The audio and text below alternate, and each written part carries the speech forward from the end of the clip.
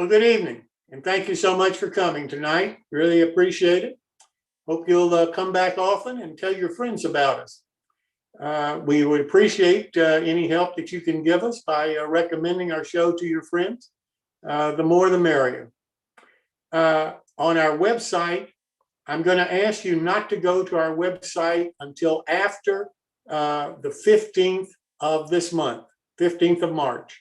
The reason being is there's been a delay because some grandkids are coming into town for the person that's developing the site, and it just won't be ready until until next week. So if you'll wait until March the 15th, and then if you don't mind, if you'll re-register to make sure that you're going to get notice of all of our future meetings. The website is called newtracksmodeling.com, and it'll be up and going on the 15th of March. Until then, you can go to it, but we'd ask for you to wait until the 15th and then register on the new site.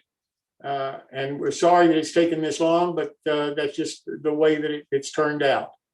The next My Bill, I don't have a date for it yet. I've gotten some suggestions from the comments that I made last show, and I'm going to think about those and talk to Chris Gorse about it. And then we'll decide how we're going to do the next one. But I don't have a date for the next My Bill. If you have an issue, if you'd like to have some time on one of our shows to talk about the model you're building or to ask questions about potential problems you may be having with it, if you'll notify Chris, we'll get you in on the next show. No problem. I do ask you to keep the questions shorter, 5 minutes, something like that, so that we're sure that we can get them in. But we certainly will accommodate anybody that has a question on how to build something or issues that they're having with it, or just to show their model if they'd like to do that. But I don't have a date when we're going to have a next whole show on that subject right now. I've also gotten comments on the other questions that I asked about the round table, good and bad, about the IO group, good and bad, about the special segment comments. I haven't gotten any of those. About any of the special segment comments. Nothing about Scratch Building by Martin, nothing about New Tracks by Bill Neal, nothing about animation by Jeff. I'm not getting comments, good or bad, about the special segments. And if you like the special segments and would like for them to continue, or like have the people talk about specific subjects that you're interested in, please let me know. And again, we have an email on the website. It's newtracksmodeling@gmail.com. And if you just let me know about it, then we'll certainly respond to you at the next opportunity. With all of that said, I'd like to turn now to Paul Thompson with his quick tip for the evening. Paul? Hi, Jim. Thank you very much. Let me see if I can get screen sharing up here. Okay, tonight's tip is, can we all see that? Tonight's tip is sort of a quick one. I found this little device in my toolbox and I was holding something with it. And what I'd like to do is share with everybody what happens if I wanted 2 of these, or what happens if this thing got damaged. And this is the device I've got. It's a handy little holder. So what I have been doing with a lot of my tools and with a lot of things is marking down what they are. In this case, that particular number I know goes with Micromark. So if I wanted to get another one of these, I can do it easily. Or if this one breaks and I need another one, I can do it easily. Such an example also is my rail cutters. This particular one has is a one of 3 that you can buy. And if I wanted to have this one again, I've got the serial number or the model number marked on the inside. And be careful as to how you're marking these things, because if you're going to put it in a high wear area within 2 or 3 uses, it's gone. I use an indelible marker and just mark it somewhere where my hands don't reach. And basically, that's my tip for the night. If you lose these things, or if you need another one, then you know exactly where to go to get it, or how to get it, and what to order. Thanks, guys.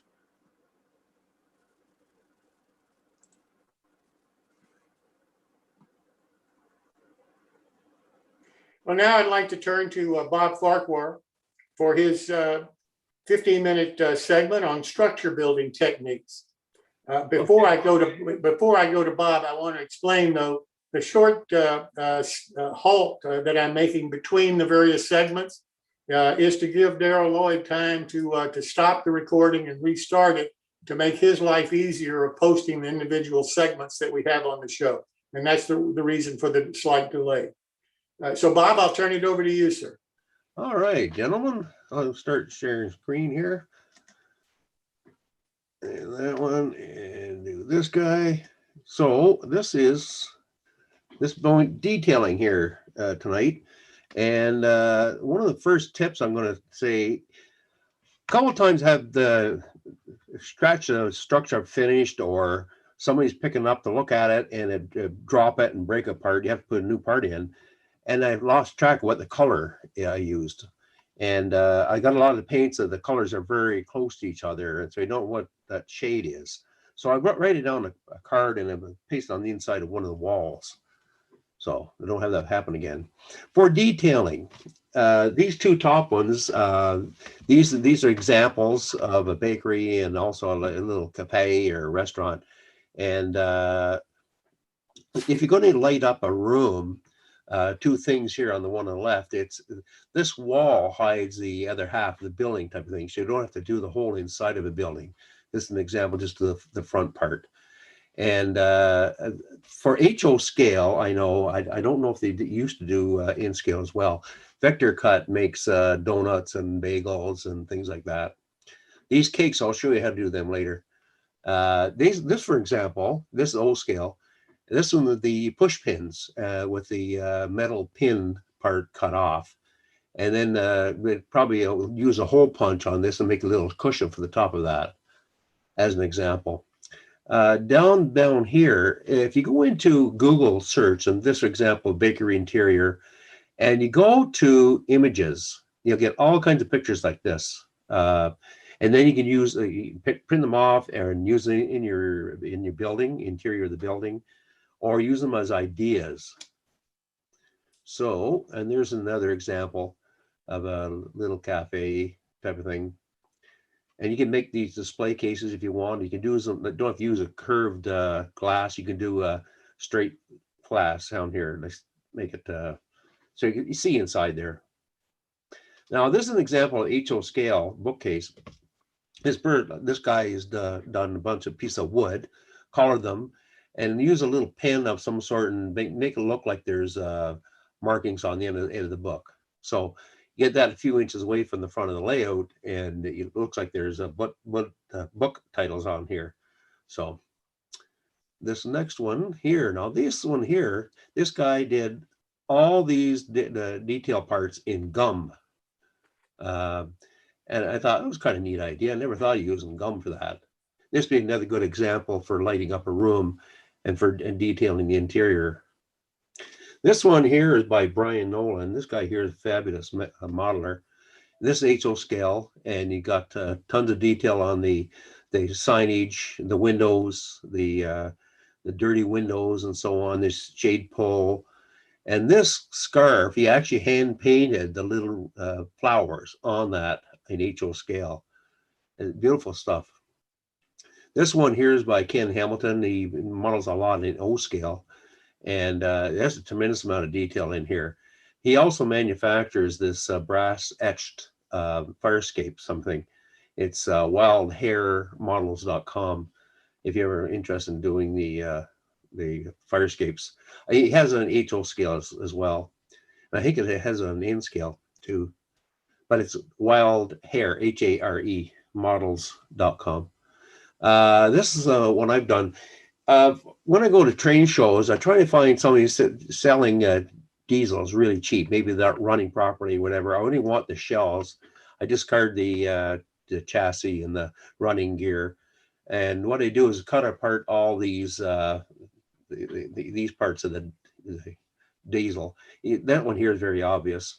But then you can turn them into air conditioning units for a roof of a building. This is square tubing, and it's rounded off here on the edges or on the top here. So it's more curved for the airflow. These one vents here, these are tops of water bottles. So they have a blue cap. You pull it up and then allows the water come through this part here. And then when your finger's drinking a bit of water, you can put the blue cap down again. So we break off the blue cap and cut off this part here, and then you got nice, nice vents. This one here is just a little cafe and wine bottles and plates, and we have hot dogs and cheeseburgers and stuff like that. Cheeseburgers and hot dogs came from Vector Cut, but I don't believe they're in business anymore. I can't find them on the internet unless somebody's bought them and changed the name, but they had a whole bunch of really good detail parts. And this one here, O-Scale, I don't know who did this, but it's just a phenomenal amount of detail. And it must have cost him a bundle of money for getting these parts, because that's like, if he made this on his own, well, good for him, because I have no idea how you could do that. That's a tremendous amount of detail. And there's a bakery I did, and I'm not good at photography, so you can't see the inside that well. So making the cakes, I use a hole punch in there. You can use a thick cardstock or a thin piece of veneer wood of some sort. And you do like a big size and a medium size and a little small one.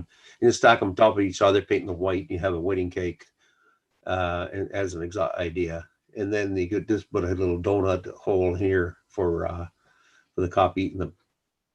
This one here is one of my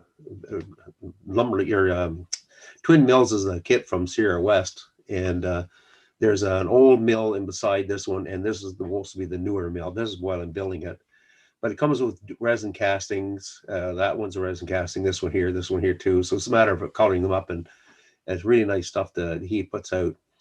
But so basically, the logs will come up on a slope up in here, and be pulled up in here by chains, and then rolls down here into this carriage, and then goes a twin blade saw, and that part falls down here. You use a cutoff saw here, then you can carry it off to the other side of the other building. And these air capsing here comes with it as well. So the roofing is supposed to be permanent on there. So I built this, I changed all the design of it. So I have the roofs removable. So I have one roof here that removes, this one removes, and this over here removes, because there's a lot of detail inside to hide. I got the sawdust just from a local lumber yard. So that's it for tonight.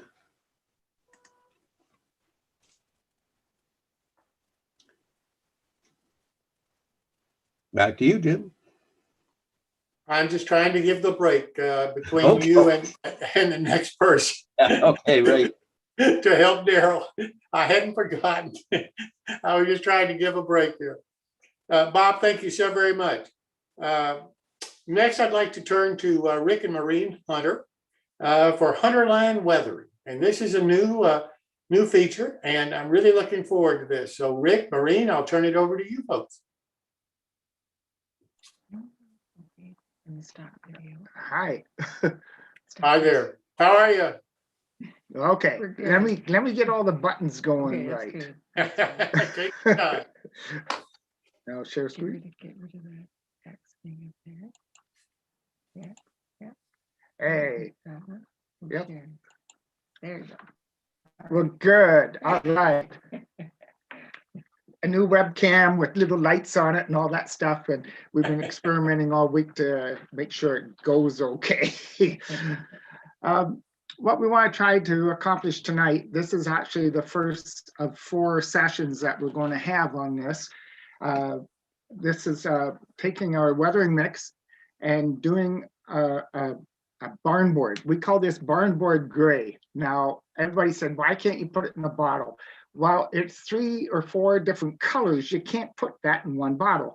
This is actually a technique, not a thing that you can have in a bottle. So Maureen's going to start to do it because we have to allow a little bit of drying time. Maureen, you want to talk about distressing the wood? Yeah. What I'm doing right now is I've already got my wood distressed. I'll show you how to do that in a second. I just want to get the first coat on here. I'm putting the base coat color on. I'm using a light gray. It takes a good few minutes for it to dry.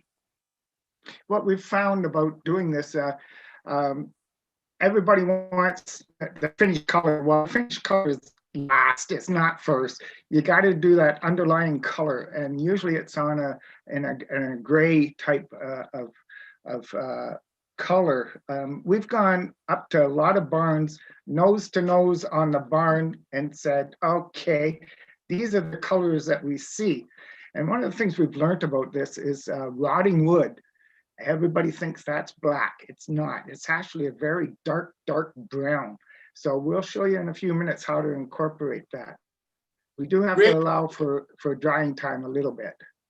Rick, do you have more than one gray color or just one gray? We just got the one gray. It's Okay. in reality, it's a diluted black. We call it light gray. Okay. And that's a good place to start all the time, is gray.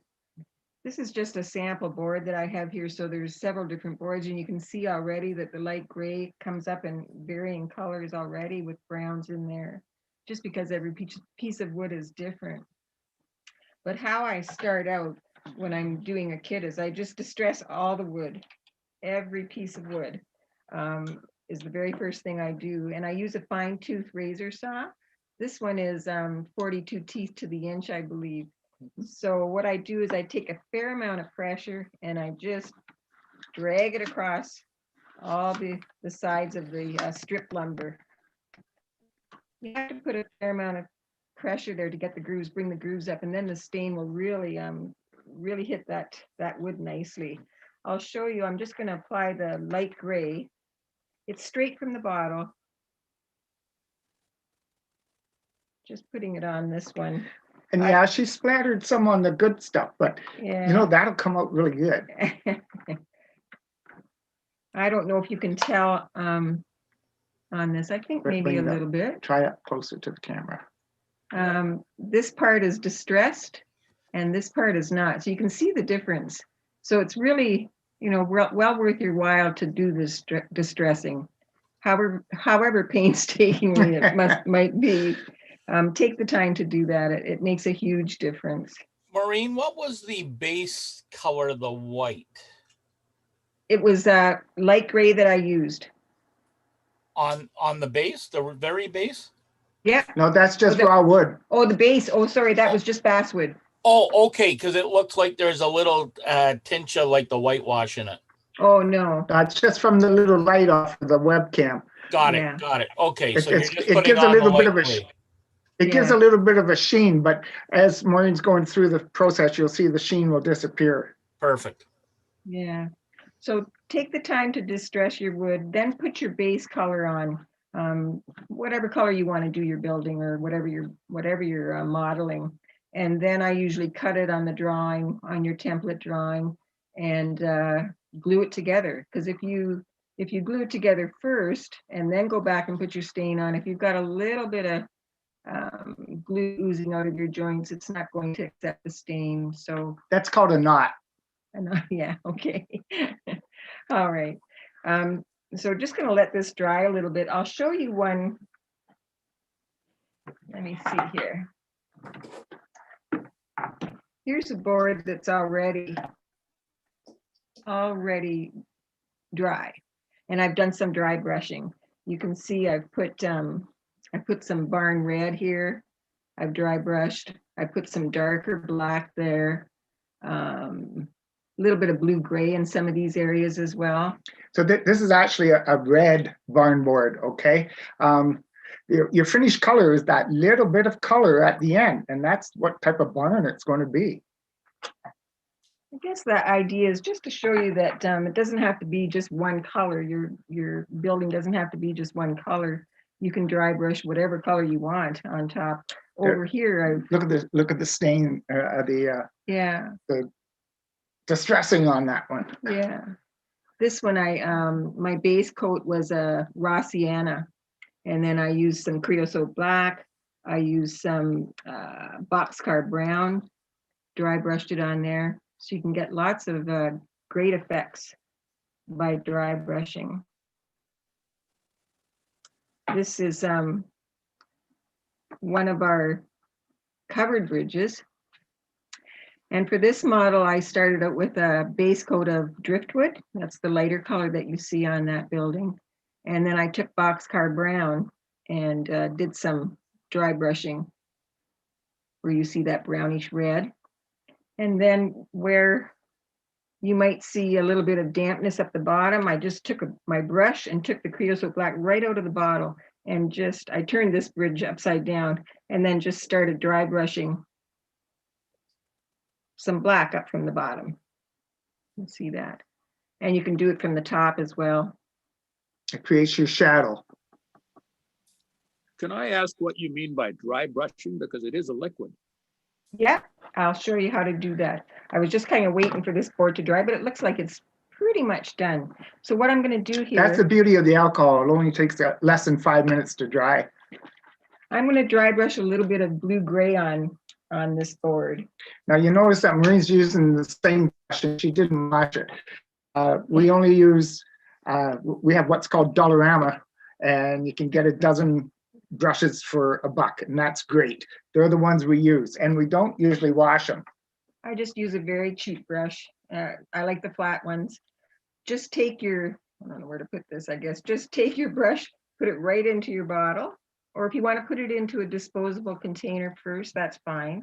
Then take a paper towel and just dab off most of that color. And then take it and start dry brushing. I mean, get quite enough on that one.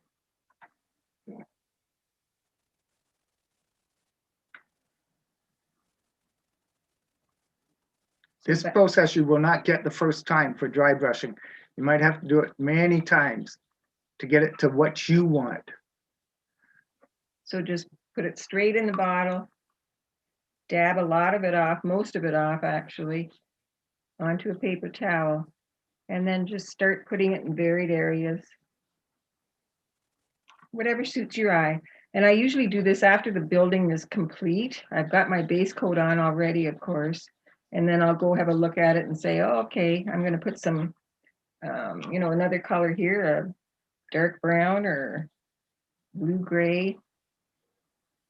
The blue gray gives you that what people call silver effect of barn boards. They're not silver.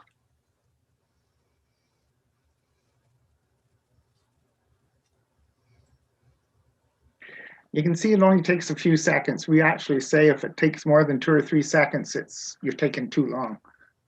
I guess I should have the towel here just so you can see what I'm doing.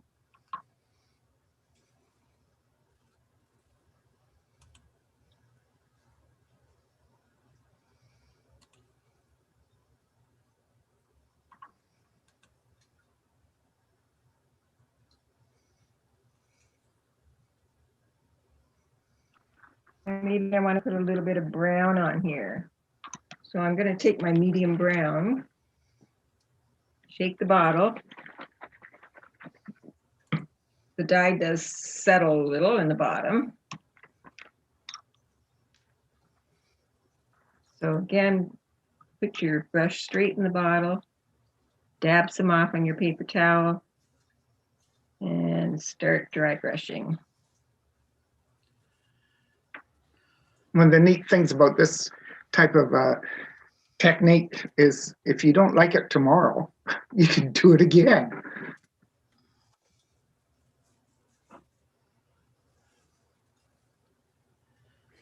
We find that Mother Nature. Sorry? Maureen, after you've done your base coat, are all the rest of the coats you put on dry brushed? Yes, usually, yeah. If I've got a bridge, say I'm building a trestle, and maybe I take the bents of the trestle, I'll take my creosote black, and I will just take the stain right straight from the bottle, and take my brush and run it. I'll show you here just a second. Take it right across the top of the bent. No, can't see. Oh, take it right across the top of the bent, and take the Let Mother Nature do yeah, it. just let it drizzle down. You see how that's falling down? On Yeah. a bent, it looks great. It just really coats that. Okay, so you can take it straight out of the bottle and just let it run down. I did that for okay, if you can see this, see the shade on the bridge. The only thing that I don't, whoops, that I don't stain first was these shakes. I put them on straight from the package without staining them first because I had a lot of trouble with warping. So I glued the shakes right onto the roof and onto the sheathing, and then I coated it with driftwood. I just took it straight from the bottle and slapped it on. I actually turned the whole building upside down so that the stain would just ooze into all those tabs and highlight them. And one of the things you do with a laser cut, this is the only laser cut item that we have, is the shakes. And we always use the burnt side because it gives the color variation of each individual piece. So we do not use the good side of the laser cut, we use the bad side. And as you said, Jim, I took the creosote black, used it as a wash. I took it straight from the bottle, turned that bridge upside down, and I took the creosote black and just let it go straight from the bottle, and it just oozed down into those shakes. So it was great. Turned out great, I think. Nice effect. Yep. So yeah, so that's what I mean by dry brushing. I'll just add a little bit more brown here.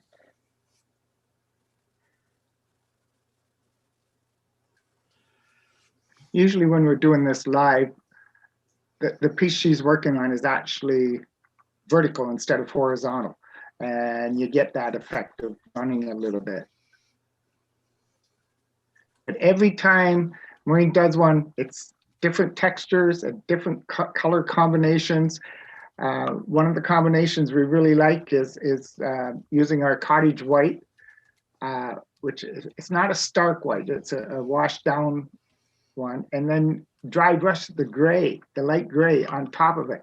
And it really brings out the effect of a white house, not one that's been freshly painted. So you can make these colors, as dark or as light as you want. I always try to start out with a very dry brush.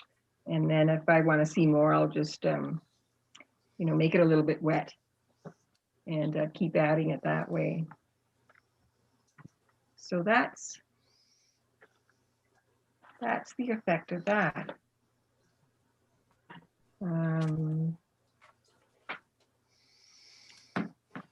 Any other ones here I've got? And This what one happens shows if you want to do a building that is, maybe only 5 years old or 10 years old, something that's not really weather beaten? Well, you can take that dry brush and do it to any intensity you want. One of the ones we show are a red barn, and it's a gray background, a gray base, and then you can, when you dry brush the red on it, you can do as much red as you want to whatever you think will be the best looking way of doing it. Yeah, like this, you could take, this is a red here. I'm just kind of going over top of these other colors, but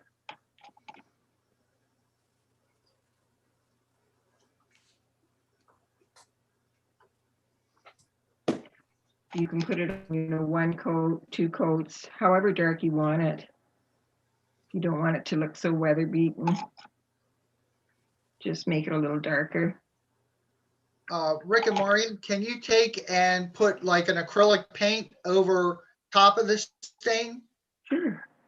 You can, but our thought about that is, why would you? One of the things that we've found over the years is it works really well. Our weathering mix works really well with pan pastels. Be it ours is the base colors and pan pastels is the highlight colors, or pan pastels base colors and ours is the highlight colors. In fact, Maureen's given actually clinics with one of our dealers that does pan pastel, and she's actually done clinics with them to show how they mix together. No, but what I'm talking about, when a building starts to weather a little bit, the bottom part of it will start to peel and show some gray boards underneath of it. And then, but the rest of the building will stay maybe white or red or something like Yeah. that. Mhm. That's that effect of how Maureen started at the bottom and worked up a little bit. Again, you don't have to do that to a really intense color. You can just do it subtly to make it look the way you want it. Mhm. Yeah.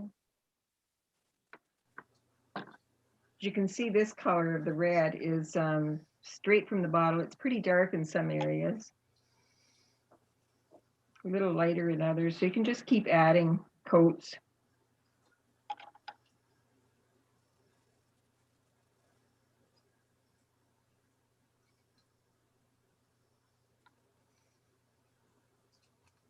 Like that. That's pretty dark. It'll dry a little bit lighter, but Okay, that's yeah, I about mean, it. you can, if you've got a building that you'd want to paint in acrylic, that's fine. And you can use the stain to just dry brush on varied areas. One of the other clinics we have coming up is using it on different materials. You can use it on plastic, some metals, hydrocal. There's many mediums that you can actually use it with, and we will be showing those in one of the segments coming up. I think, Jim, if I'm right, we're on for next Saturday night too. Yes, sir. Great. We'll do the ties then. Then we have a special technique for ties, and that's what's going to be next week.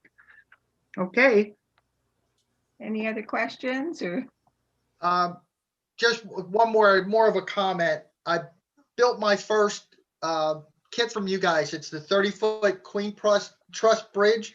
Okay. Turned out really well for us. Good. Great. And I've been scared to do it, but it was easy to do. The problem is those small nut bolt washer castings. Yeah, okay. I'm glad you put extra ones in the package. Yeah. We know this, okay? One of the segments we have coming up is Maureen's technique on how to do NBWs. Maureen's developed this to such a, I shouldn't say this, but she's developed to such a point that we never lose one. And I don't know about that. and sure, shooting when we do it on camera, it's going to shoot all over the place, I know. But that's one of the segments we have coming up. Maureen, I want to thank you for mentioning shaking the bottle. Oh, yeah. I've always wondered about that. I typically shake it because anything I pick up that I'm going to open and use a brush in, I shake, but I never knew if I was wasting my effort or not. And I appreciate I it. know. Just if I could take another few minutes, 4 of our colors actually have a pigment in them. They're a special thing because we tried to develop a stain that would be a light color going over a dark stain. So they have a pigment in them to work like that. Now, when you get the bottle, they are much thicker than any of the other ones, and they do need a good shake. And sometimes the pigment will actually settle to the bottom, and it's just like stirring a can of paint. Put a stick in it, stir it around, and then everything should come back to life on it. Thank you. But people get those and they say, ah. Well, thank you so much, both of you, for tonight, and look forward to next Saturday with you. Okay, Yeah. see you next week. Thank you very much. Thanks, Maureen.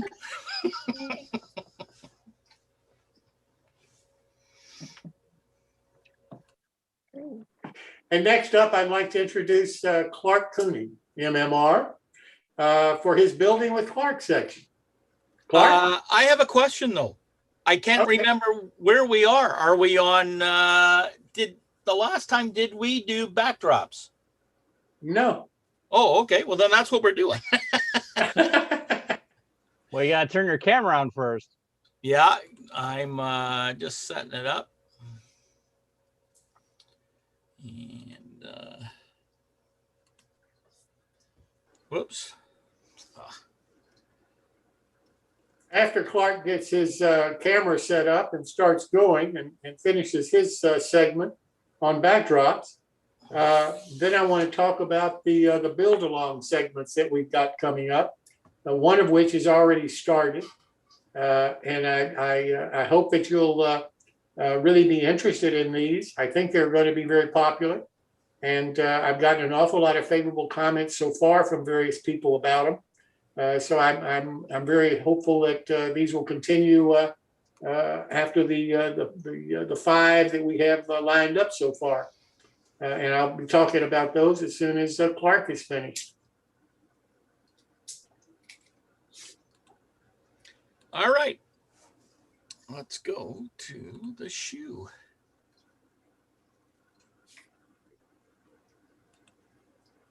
All right. Everybody see that? We're all good? Yes. Yep. Okay. Yep. So 15 minutes with Clark. This is tip number 4. I couldn't remember where we were. All right. Let's, oh, I got to move something here. It's right in the middle of my, let's talk painting backdrops. So let's go. First of all, here's a beautiful backdrop that's got a lot of fantastic detail. I am not a backdrop painter. I can't draw a stick figure. So, but guys who can do this type of work just astonish me. But you do need a backdrop. This is more how I look when I look like looking for a backdrop. As I said, I'm no artist. Now, look at this fantastic backdrop. It's in about maybe a foot wide, and then it's all backdrop after that. If you've never been to this gentleman's site, I suggest you go. He is an artiste. I am not. And this guy is Lex Parker. He is just a phenomenal background painter. Now, my theory on backdrops is a little different. I consider a backdrop, when I go to Lex's, I spend half my time looking at the backdrop because it's just so fantastic, full of details. I like to see my own personal, and because of my skills, I like to have a backdrop that draws my eye to the point that it's extending the layout, but not necessarily taking an eye away from the layout. Okay. So let's try backdrop scenery. So here's a little scene on my layout. Now my layout is not finished in any way, sense, or way, but you can see this backdrop and some clouds, and it sort of extends the scene. This is only, I guess, from that track to the backdrops, maybe 10 inches. Now, a fellow named John Lawrence, who some of you may have heard of, he's out of San Antonio, Texas. He's a good friend with Miles and Fran Hale, and John came up with this really cool way of doing it. I forget, a number of years ago, he was on the front page of Craftsman, and he did a whole clinic on this in the magazine. So here is his stencils, and you can buy them in mountains, hills, dales, sky, clouds, all kinds of things. So I just purchased these, and then I picked the first color, which is sort of a greeny gray, and painted it just roughly following the stencil, just over it and not under it. And you only have to go about 2 or 3 inches past that. And this was the gray that I used, just a latex paint. So now the second layer, I basically take the same stencil and move it down by 1 inch or 2 and paint the next layer, in this case, a green. The object is to make the gray one to look like a little further into the distance, the green one a little closer. And then you can see in the left-hand side where I started to put the third one in, which is a darker color, which is more closer to probably the ground foam that most of us use. Now, what I did, I added some dimension by adding some trees. And the very top ones you can see hand painted, as you can tell. But they gave the effect. They're not very, they're not, no real detail to them. They're just there. But one of the things I thought of, I was in Michael's one day, and I saw these stamps of trees. And I said, hey, I got an idea. So I took the stamp and use it to basically stamp in my trees. And they come in a couple of different types. Some are pine. This is more of a deciduous type of tree. And they come with a big rubber thing on the back like any other stamp. And all I do is use the pines, and all I do is paint them with the colors, and I stick them on the wall. And once I press them on, actually the second pressing is actually better because you take off some of the paint. And then I just I used a little paint palette knife, and I just drew down from the branch or the center of the trunk to sort of just bring that out. And I added some clouds with the stencils and just used cheap ceramic paint and just lightly put it in there with a sponge. And I think for me, being not an artist, it does the job. Here's another section. You can see all the clouds in. And let me see, did I miss anything? No, apparently I didn't. So if you have any questions, time's to talk. How tall are the trees? The stamps vary. They're about 2.5 to 3.5. Okay. So they're quite usable. And yeah, so How much are the stamps? well, in Canadian dollars, they were like $14. In US, they're probably like $3. Not Hey. quite, but I would say they would be under $10. And Clark, you're Just saying go to Michael's, they have tons of stamps, and you can pick and choose. Some are singles, some are triples like those, but I just use the triples and use the stamps. Clark, have you ever seen those watercolor pencils? I wonder if some of those tracing down like you did with your knife could actually add some depth to them. Funny you say that. I have some of those pencils, and I have some of the AK ones, which are, and I was thinking if I could even add details to some of the clouds, add a little more depth to them. So I will experiment with that and let you know. Yeah, I think it's worth trying because they're so reactive to water. You can kind of brush them out and minimize them. Yeah, and if they're really bad, because this is, house paint, basically, you could just wipe it off with a sponge. Yeah, Mr. Clean Eraser. Yeah, that's right. Any other questions? So for those stencils, do you have a particular website you get them from? A question from YouTube. I just went to Michael's, and in their stamp collection, I just picked a couple of trees. So you might be able to find them on the web.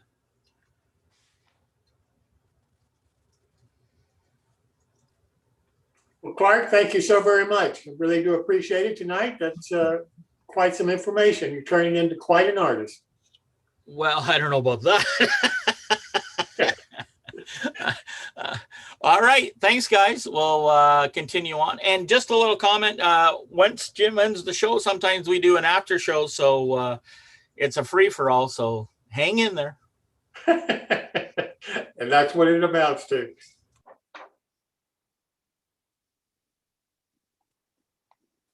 All right, now I'd like to talk a little bit about the build-alongs. The first one that's already started is run by Greg Cassidy and Chris Course.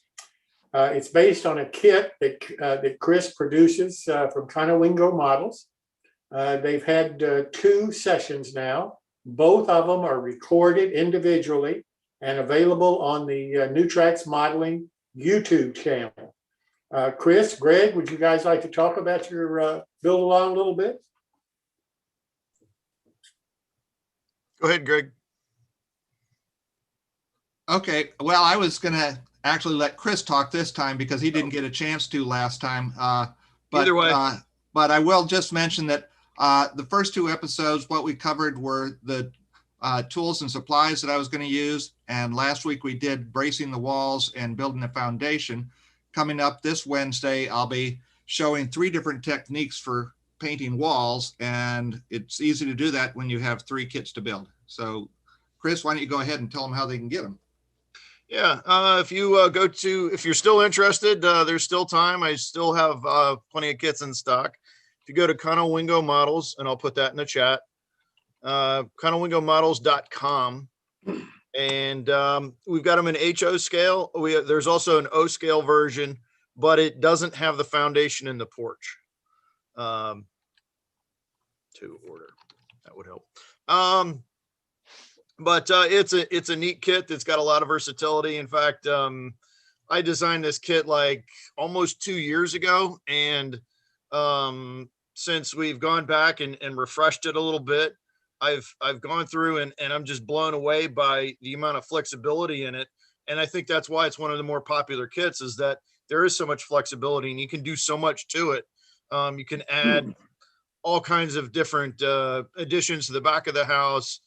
In fact, when I did research, I found out that basically the kit that you're getting is basically the tip of the iceberg for what people have done with these houses. So it's actually a really neat project. And if you don't have it, please order it, and I'll get it out as soon as I can. The mail, I think, is finally starting to catch up, although we got something in the mail today that was mailed back in January. But from what I understand, the outgoing stuff is actually going pretty quick. So if you're interested, please go to the website and order it in either HO or O scale, and we'll get it out to you as soon as I can. Thanks. No N scale yet, huh? I thought about it after you talked There about it that is. last. There it I is. honestly have no idea where to even begin with that. Pick your I N like scale the model. idea, but it's like, wow. I think I would probably have to design the windows and everything from scratch, because I'm not sure who even makes windows. Maybe Steve does. You think so, Greg? He might. I also saw a question about the paint I'll be using. It's primarily going to be acrylics, such as craft paints, a little Vallejo, and some spray paints. Yeah. For some reason, Tichy makes all the windows you have in that, and this is the N scale version of the windows. Your 6/6 double hung, exactly as you have on your model in HO and O. Right, but I don't think Tichy makes N scale, do they? Oh, they sure do. Oh boy, they do. I've got quite a collection of them. Well, maybe I'll next time I get a Northeastern order going, maybe I'll throw some of that in there and see if I can help alleviate that. Quite frankly, I'd rather have N scale kits than O scale, because it's a lot smaller. Takes up a lot less real estate. Okay, thank you both so much. Actually, Tishy and the N scale, they got a pretty good variety of the 6/6 and all the same sizes they have in HO, but and doors and windows both. But Okay, I thought they were only HO, O, and what was it? Maybe S, I thought. But okay, if they've got N, that makes it a lot easier. So I'll see what I can do. For sure. I duplicated every window you have on your kit in N scale. Okay, cool. All our kits have Tishy, like the nut washer castings and some of the other castings and the barrels and stuff like that. And they're all Tishies. And we get them in N, HO, S, and O. But it looks like Chris may be expanding his product line here to a whole different scale. Chris is going to need to buy an Optivisor, I think. I just spent like $500 at Harbor Freight trying to get things to organize all the windows and the doors, and I got a new blower, and I got all kinds of stuff. But some of us that model the larger scales might be offended by that comment that we are too large. Oh, I was gonna let that one pass. Now, so that one is already started, and Greg has done 2 segments of their build program in it. But like Chris said, it's not too late to order the kits because both of those segments are recorded and they're individually posted on the YouTube channel, New Tracks Modeling YouTube channel. Gaylord Gill and Randy Bosser are building a bar mills kit.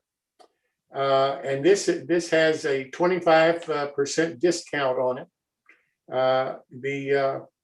The code for the discount is NTM numeric 1 kit, KIT.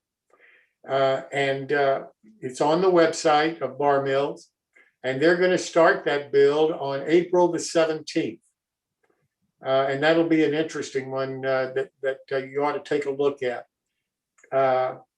We also have, starting at the same time, another kit build by Bob Farquhar and Blair Line. And that's going to be an interesting build. Bob, would you like to talk about that one a little bit? Sure can. Bring this up here. And so that also has a 25% discount. Yes, and it's free shipping in the States, $10 to Canada and 15 international. And by the picture here, it's available on NO and HO. I already got my kit and stuff like that. It actually is quite well done. It's really good. Anyway. And that'll start April the 17th. April 17th as well, yep. Now, the reason is the one that Bob is building is going to be a kit. I mean, it's an actual kit. You see a picture of it on the front of the box and everything. The Bar Mills 1 kit is much closer to scratch building. It has walls, and on the back of the walls, it has outlines of where doors and windows could be put. It has individual windows and doors that you can fit into those openings. It does not have a roof. It does not have a foundation. Those you have to add extra.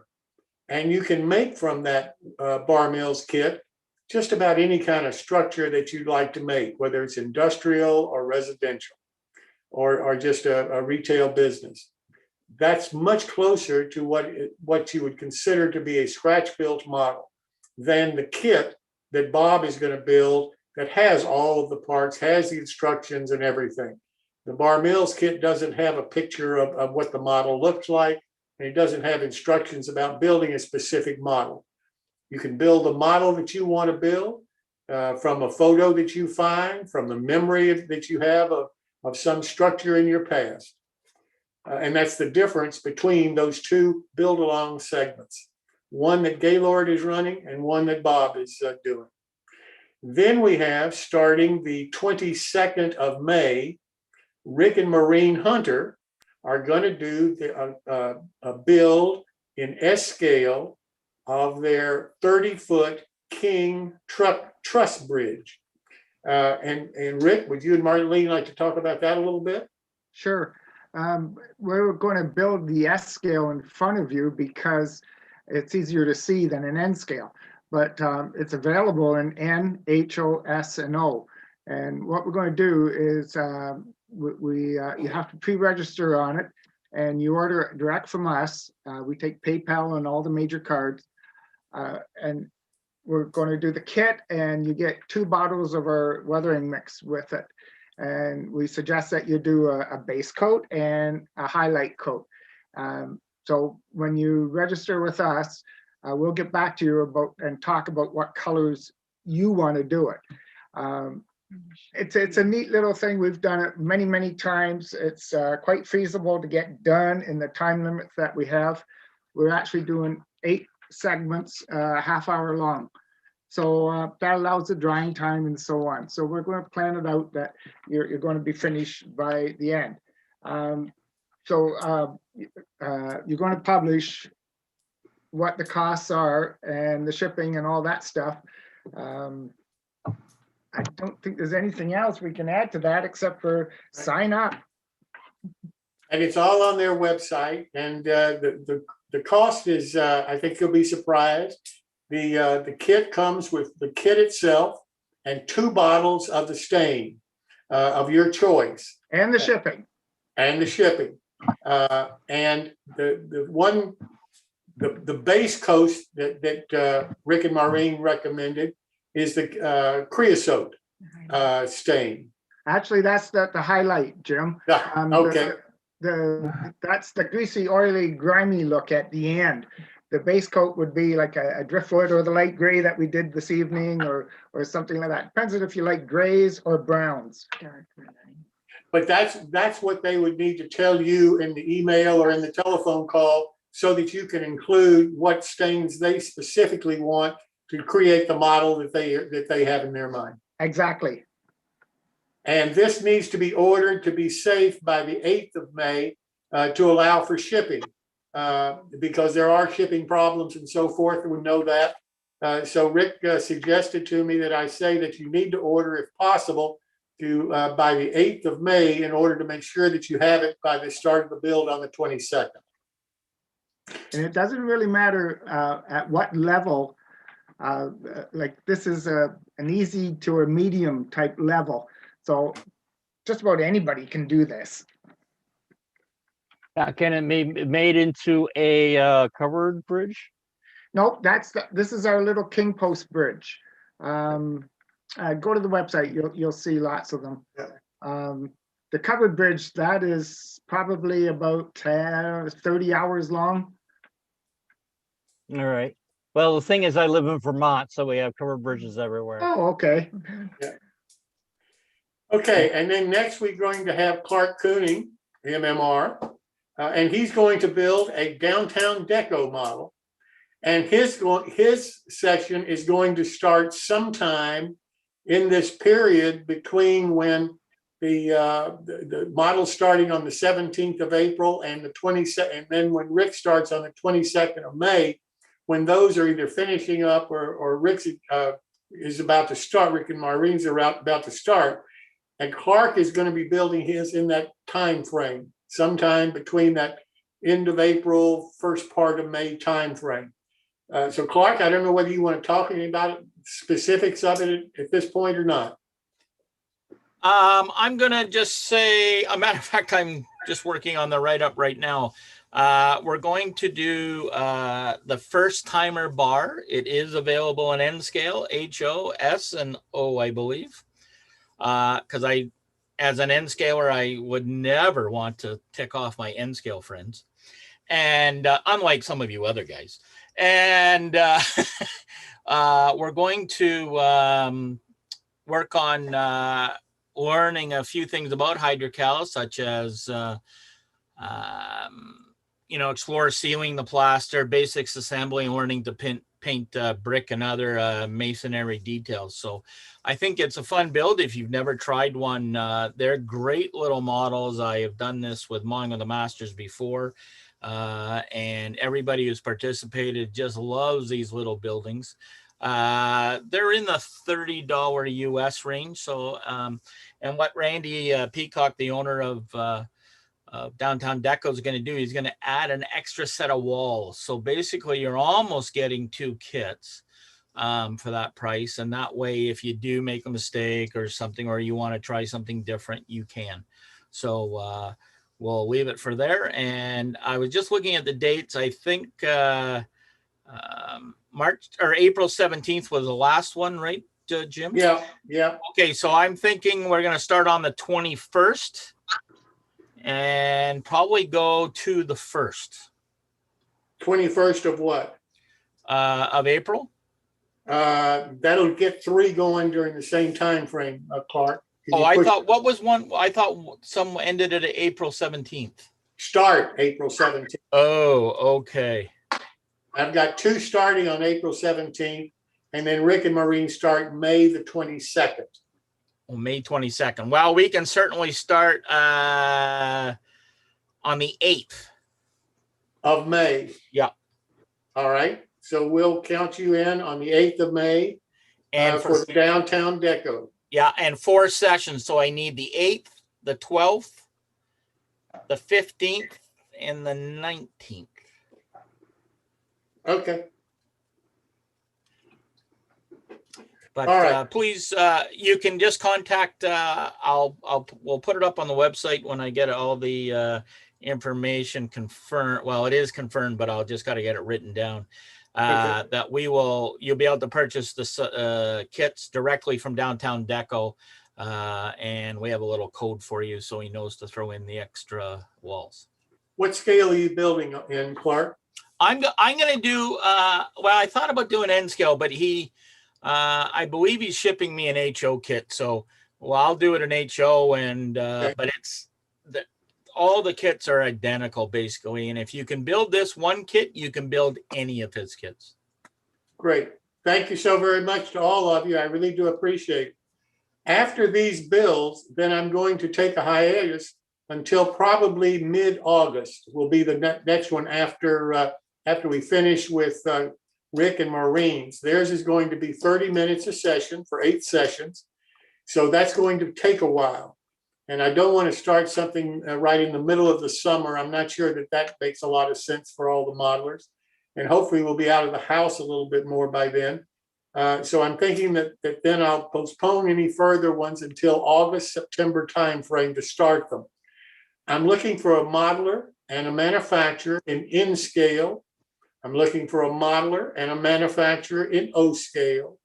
I'm looking for a modeler and a manufacturer in G scale that would like to build along a kit by that manufacturer with the modeler doing the building of the kit. And if you'll just let me know that you're interested in doing that, then we can talk about when you'd like to do it, who the manufacturer is, so forth and so on, and work out the details of it. Again, Ed, if you could post my email on the chat function so that people can just contact me directly about this, I would appreciate it. And just let me know what scale that you're interested in. I've got now 2 modelers that are building in S scale. I've got 3 modelers who are building in HO, and those are already lined up. So I don't have anybody in N. I'd like to have that to start in August. Don't have anybody in O. I'd like to see that start August, September timeframe, and the same with G scale. And I'm not saying who should go first, second, or third, but those are the scales and those are the modelers that I'd like to try to get lined up in that time frame. So if you're interested, please send me an email.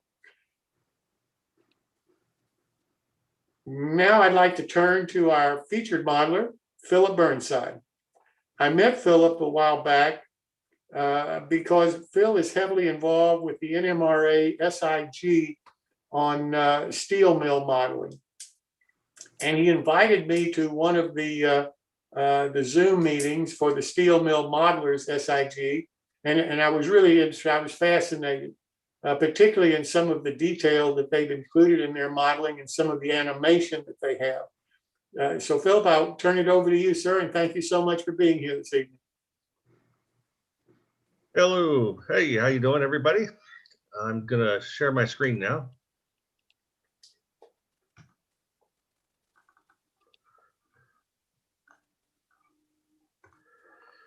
What I'm going to talk about is quickly here is a idea of how do I go from a concept of an idea all the way to something I can make in a 3D printed part. The idea here I'm going to try to show you all is how you would go and build something and end up something you could end up putting on your layout.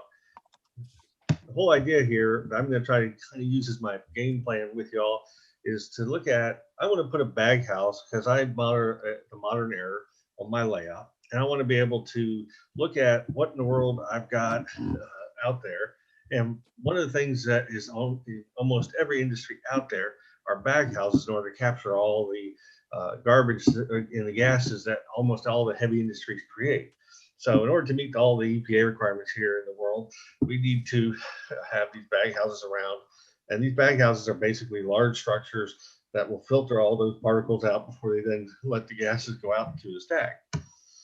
Now, a lot of people say, well, what's a bag house? Well, in short way of looking at it, a bag house is you've got dirty air coming through. It's got a lot of particles in it. You can't let those particles go out the chimney because a lot of them contain, depending on the process, heavy metals or other type of things that you don't want getting out in the environment.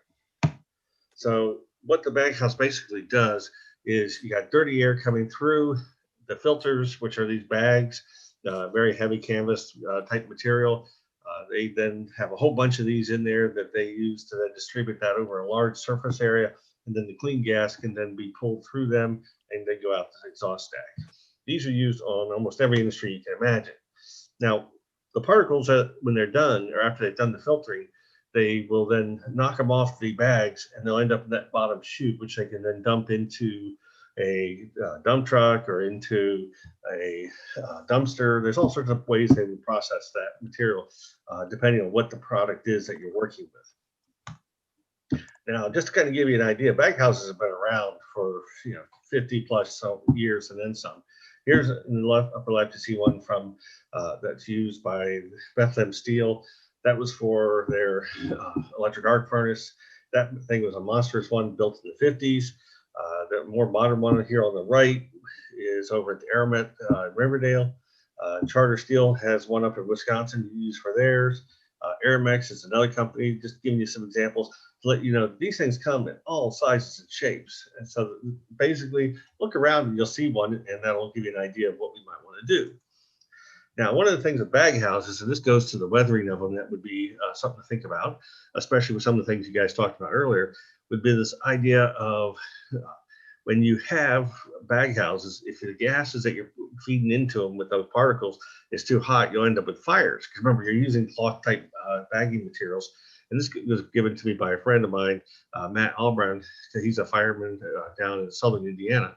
And he said they had to put a fire out these bag houses more than once during the operation. And this was a bag house that was filtering the gases coming off of a metal casting facility. So again, they were just trying to keep all the stuff cleaned up. Now, one of the things I decided to do is I wanted to do something for my cement plant that I got from Walters that I'm super detailing. And one of the things I looked at was here's here's the ductwork coming in from the bag house, and you have these massive blowers. Just to give you an idea, that blower is about 5 feet in diameter right there, 8 feet in diameter in real life. So these things can be big parts, and you're going to want to add a lot of details on there. So the idea here is that I wanted to look at, okay, we've got different shapes and sizes depending on where you're going to use it. But I was looking at this saying, okay, this would be something I could pretty easily make. And the way I go about it is looking at what are the motors and stuff that you need first to drive them. And just to give you an idea, here's one I found at a local site not too far from me in Indiana. That motor is almost 4 foot tall from here to here. It's a massive 1,000 horsepower motor that they use to drive the blowers. So just to give you an idea, some of these motors are really large. Now, in HO scale, that's really not that big, but that gives you an idea of what to think about. Now, bag houses aren't just used in electric electric arc furnaces or another process. There are companies out there that trap lead emissions. There are other ones that do dust from basic oxygen furnaces. They're used in cement plants. Pretty much any plant that's dusty, they have bag houses now to capture all that garbage. So since I'm trying to update my cement plant, I said, okay, what can I do to build one? So first way I looked at possibly doing it would be the more classical approach of getting a bunch of tubing structures from Plastrut. And this is what a friend of mine did for his bag house. And he used square sections and little pieces of plastic. He built the whole thing up that way using a drawing that he found from Aramex, which was the company he's actually doing a model of for his layout. Now, another very famous modeler, Dean Freitag, built one for a friend of his is electric arc furnace. And here you can see you have a big, large diameter gas pipe coming from the electric arc furnace. It goes into a drop box. That's where any of the large chunks might be in the airflow drop out initially before you go into the bag house itself. And then the ductwork goes in, and you can see it running down the length of the bag house, and you got all these different chambers in here that allow you to then have all these different chutes that can come out. He did this with all simple shapes that he was able to pull together and create a beautiful model of a bag house where the air gets exhausted out the top. So again, there's different ways. There's no right or wrong. I looked at what was out there commercially. Walters has what I call an organic vapor cleaner. It's close. It's not the perfect bag house, but you can make it work for what you want to do. I had more of an idea. I didn't have a lot of room. I only had about 6 inches deep by about 1.5 feet. And I wanted to put this on the backside as an upgrade to my cement plant. So I drew up this in AutoCAD.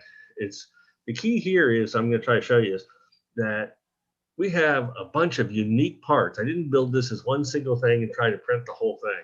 In fact, there's over 30 individual parts. I'll go over here in a minute with you. That'll show you that, you know, I have the shafts. I just used a little piece of aluminum rod because that looks really good over time as a steel shaft in HO scale. The foundations are just 2 pieces of acrylic I cut to shape to make that work for me, and then painted to concrete colors. Now, one of the things to think about is I put together a 3D model of the blower. And so I have my blower and all this, and I wanted this to be able to hook up to my exhaust stack. Well, I was looking at this and said, well, I don't want to have to create a whole bunch of extra parts.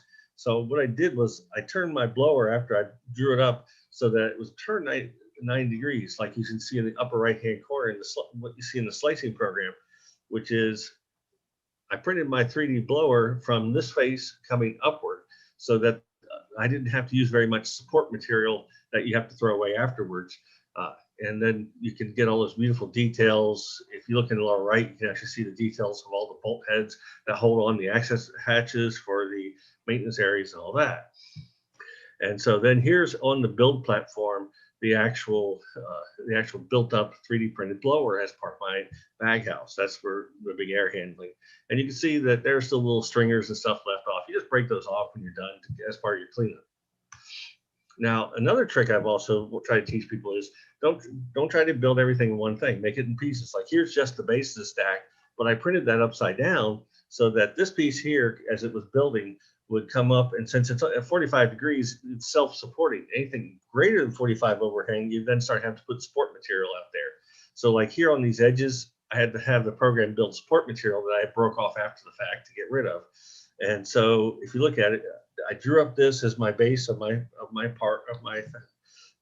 furnace exhaust stack, and then I put in the slicer, and then when I print it, here's what you see what it looks like after it's on the printer.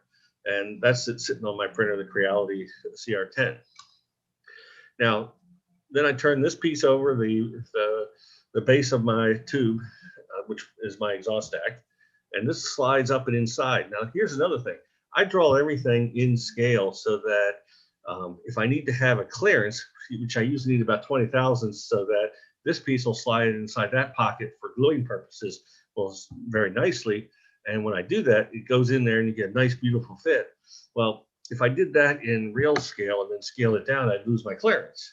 So by me drawing everything in my scale before I print, I end up with the clearance and fittings that will fit together nicely when I go to glue all my parts together.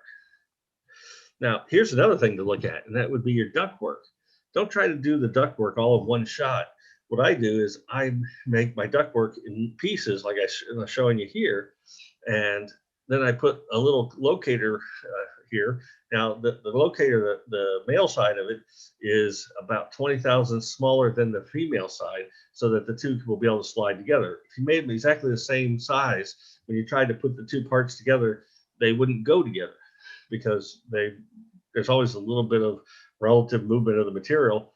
And so you get line to line, it won't go together. So by doing it with the male part being slightly smaller, you put a little glue in there and it pops right together, and you end up with a beautiful, nice segmented duct. And any duct that's over about 6 inches in diameter in the real world is not bent. They actually just take straight pipe and they slice it with a torch and create these segmented sections in order to put it together like you see here. Whether it's square or round, it's all the same, the way they do it in real life. So to make it look like that, that's what we did.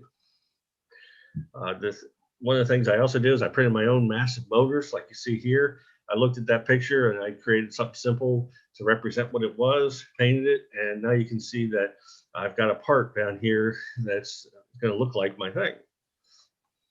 Now, Here's another thing, and here's the key message I try to give to people when you first get into this idea of 3D printing your parts. Don't try to do everything in one giant piece. Break it down into a whole bunch of pieces. Okay, like the back wall is one part, this inside piece is one, the two sides you can see are here, those are printed because I can print them on the flat and it'll come out beautifully. I can print my handrails. Now, here's a little note for you. When you're using the PLA material for 3D printing, I have found that I can get down to about 18 thousandths in diameter for my handrails.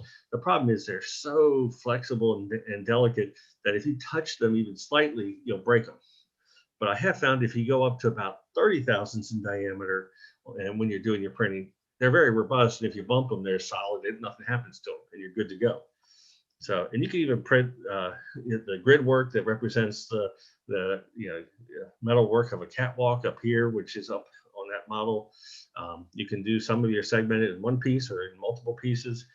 Just don't go beyond 45 when you're talking about a fused deposition printer. If you So Philip, what do you put on the print bed for handrails? Do you print them on a raft, or do you print them directly on the bed? Or I personally have found that by printing them directly on the bed works beautifully.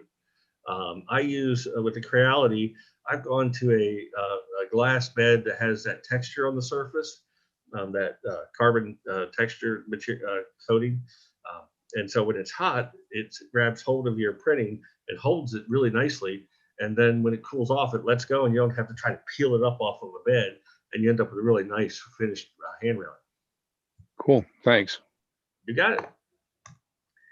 Now, one of the things I was looking at is, okay, well, for my prototype that I was using as my example, when they labeled their 1, 2, and 3, and 4, or actually 1, 2, and 3 ductworks, they just literally had somebody go out there with a spray can. So literally, I got a marker out and sketched on the outside of my concrete sections, number 1, number 2, number 3, just to add those little crazy details that help make up something come to life in your model. So, and after I put all these parts together, like I was just talking about, you then can look at different ways of weathering. Like here, I made this part of it really rusty because I was like, hey, it's the very first one. I had a fire already, even though it's brand new. And so I made it really rusty in one segment of it so that it can represent a fire. These little silly details that you can help create a nice little story for everybody. And a lot of that is because I look at it as we're doing model railroad theater in our layouts. So I'm trying to do things that will help create that impact so that not everything, because this is a updated plant, not everything is weathered to the same level. And so you'll end up with some things. So the older parts of the plant are really weathered a lot, and other, like this is brand new, is barely weathered at all because they just brought it online. So, and then you can see my blowers, the thing. The only thing that's not 3D printed in this I used the Plastrut caged ladder for that part going up. But other than that, everything else came out 3D printed. The nice thing is with the newer fused deposition printers, you turn up the resolution, you can get some really smooth parts like you see here. And there's even newer materials out there that you can get even better where you polish them after the fact with alcohol, which again, it's not an adverse material, so it's not a bad thing like acetone that you have to be really careful with. So you can get a really nice and smooth surface. Now, when I installed this on my layout, here's what I ended up with. I have the Walthers cement plant, but I have super detailed it and added a bunch of extra details. You can see my bag house is in the back, sandwiched between the bag house, between the actual cement plant and the back of my scenery there. That's a photo backdrop from Backdrop Junction. You can see I've added different silos and stuff around it. I scratch built an unloading facility for my from these slag material that will come from my cement plant, because this is a high strength cement plant. And they buy the slag from the local blast furnace, blast steel company, because that high iron content makes for high strength. I even cut out the sides of the outlet side of the cement plant and put a ball mill in there, because they really do have those to crush the clinker and turn that fine Portland cement powder you're used to seeing. And it actually rotates. I got a little motor on the bottom and it spins it, and you get a kind of a grinding sound out of that. So that kind of gives you an idea of where we've gone. So just as kind of a side note, a lot of what I do is in support of the Steel Mill Modelers, which is part of the NMRA. Here's a screenshot of the front of our quarterly journal. We just had one of our more famous members pass away. There was a tribute in there. He had been modeling and knew all the details about the more classic blast furnace type details. And so we did that. There's a picture of my ore boat on the bottom that I just finished. That's 4 foot long, and it's only half as long as what it should be. I had to selectively compress it. And it in the first issue of that series of article series, you show the ore boat, how I was doing the 3D printing. But that whole ore boat, everything on it was 3D printed. Now, if anybody wants to learn a lot about this modern steel industry, and the mini mills that are out there that use electric arc furnaces, I got a unique opportunity about 3 years ago, and Nucor Steel allowed me loose in their plant with a camera, and then afterwards gave me permission to publish a book with all those photos in there. That also included how you could build a model of it, because I built a model for Nucor also that was 16 feet, and it was out at the Kansas City National Model Railroad Association convention. And and it's a beautiful model of their Clarksville, Indiana plant. But that book, which has well over 200 deep, high resolution photos, is available through the steel mill SIG, which all proceeds from that book go to support the special interest group for that NMRA there. So, and we have our own get together, and this is what Jim was talking about a minute ago, called Steel Zooming. And our next monthly Steel Zooming meet will be next Saturday at 11 a.m. Eastern time. And it's open to anybody who wishes to join us. We've published it on the Steel Mill Modeling Facebook page, as well as our own Steel Mill SIG, smmsig.org website also has the details out there for it too. So, does anybody have any questions? Yeah, hi, Philip. This is Greg. Yes. I'm just wondering, one of the members at our Model Railroad Club is a member of the Steel Mill Modelers SIG, Herb Beagle. Yeah. I was going to ask, do you know Herb? Because he's very involved in it from what he tells us. Oh yeah, he's really well. He's done some articles. He's presented a little bit at Steel Zooming. He's a really great guy. Well, And once all this virus ends, we're starting the construction of a huge layout in his basement. I imagine there'll be a lot of steel there. yes, I would imagine. In fact, just to give you an idea, here's a model of my continuous caster that I'm just finishing up, getting ready to put on my layout. And so I've got it all lit. You can see the glowing of the hot metal pot up top and the caster part below. It then feeds into an overview where almost the whole thing you see there is 3D printed, because I got a little carried away. And so I've gone through and building a massive model of the Edgar Thompson Works, which is located in Pittsburgh, Pennsylvania, which is what I'm still modeling these days. I even get carried away. If you see the controller for the whole system there is glowing with the LED, with the screens for the control person to work from. I even build my own super heavy duty overhead cranes, and then I put in my own lights, like you can see here on the caster part, where I'm doing I have my slab lifting crane. I've got my industrial lights up in the top. I have a lighter crane in the caster part, and then you can see the caster in the far end with all of its tubes and wires all over it. And I even have a control room down there for the operator that runs everything. And just kind of give you an idea of what it looks like even from ground level using just and this is before I put the roofing on the very top. I left most of the sides off so people can appreciate it and see it. That's beautiful. Hey, Philip, another question for you from YouTube from Bob Ross. Once you purchase a 3D printer, how long does it take to learn it and to use it and be able to produce reasonable quality pieces? Okay. The hardest part is not the printer. The hardest part is the 3D modeling to create something. Whether you use AutoCAD or one of the other ones out there like Fusion 360, or there's a whole list of them out there. The hard part is developing and looking at a object and then figuring out how can I draw the 3D solid for somebody. And then what you need to do is, I always recommend people draw it in scale. So that part you see right there of the slab lifting clamp, I drew that, and that's actually about 7 parts that I printed and glued together. And the hard part is, don't try to make the whole thing one piece. Make it a series of pieces that you can print on a flat surface. So like this whole end right here is one piece. My cross member is another piece. This top piece right here is a third. the other side, and then there's a cross connect piece. So those are all individual pieces that can easily be printed on a flat surface and build up to make the ends. And it comes out looking really nice. And if you need something to have high detail on both sides, print two sides and then glue them together. But the key is put it in small pieces and learn that. Now, it really depends how much experience you have with 3D models in the first place. That's the hardest part. Once you get past that, learning how to get really good quality parts out of that is really not difficult at all. A friend of mine who knows the basics of 3D modeling, I got him up to speed in a few days on how to do 3D printing. First with a fused deposition printer, and then now he does SLA parts too. SLAs are nice; they give you a better surface, but they also are very messy. So again, there's trade-offs to different technologies out there. But I will tell you, in the last 10 years since I first started playing with 3D models, you've come from a very rough surface product to one that you can now get almost a polished surface out of the fused deposition models. And it's just amazing what you can do now.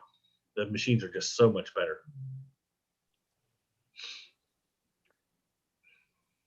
Now, my question is that how far back do this special interest group go back? I mean, do they go back all the way to like the early 1800s?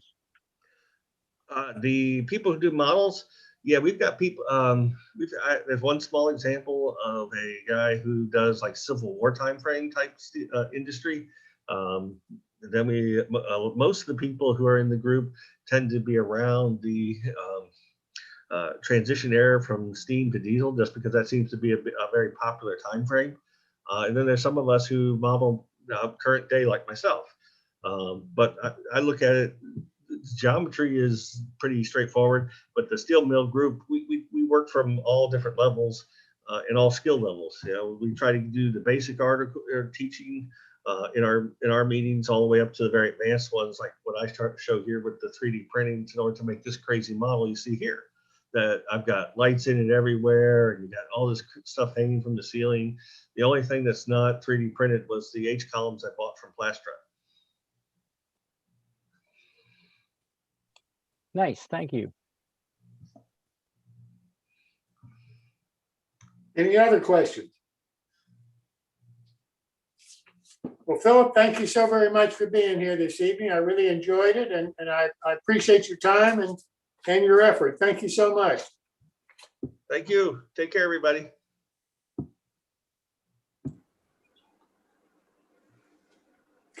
Well, that's it for this show. Our next Zoom meeting will be Wednesday, March the 10th.